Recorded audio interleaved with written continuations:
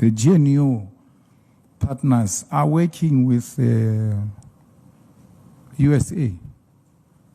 They are working with the USA because how do you differentiate Freedom Front Plus from AfriForum, from Solidarité, from Orania, and all manner of things?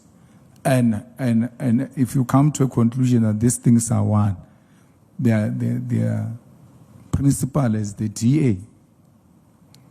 I'm saying to you, there are people here who are using a scare tactics, hoping that the ANC will develop a cold feet.